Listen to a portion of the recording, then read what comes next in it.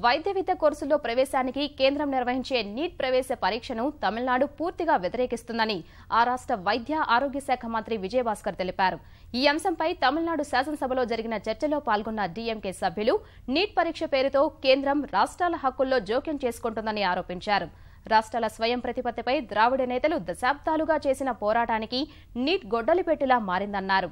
విద్య రాష్ట్రానికి సంబంధించిన అంశం కాగా ప్రభుత్వ వైద్య కళాశాలల్లో ప్రవేశానికి కేంద్రం పరీక్ష ఎందుకు నిర్వహిస్తుందని ప్రశ్నించారు. రాష్ట్రంలో వృత్తి విద్యా కోర్సులకు ప్రవేశ పరీక్ష లేనందున నీట్ పరీక్షలో రాష్ట్ర విద్యార్థుల అర్హత శాతం తగ్గుతుందని ఆందోళన వ్యక్తం చేశారు. ఈ విషయంలో రాష్ట్ర ప్రభుత్వం తీసుకుంటున్న చర్యలు తెలపాలని డిమాండ్ చేయగా వైద్య విద్యా శాఖ మంత్రి స్పందించారు. దివంగత ముఖ్యమంత్రి జయలలిత నీట్ పరీక్షను తీవ్రంగా వ్యతిరేకించారని గుర్తు చేసిన ఆయన వైద్య కోర్సులో ప్రవేశానికి నీట్ నుంచి తమిళనాడును మినహాయించాలని కేంద్రాన్ని కోరినట్లు చెప్పారు.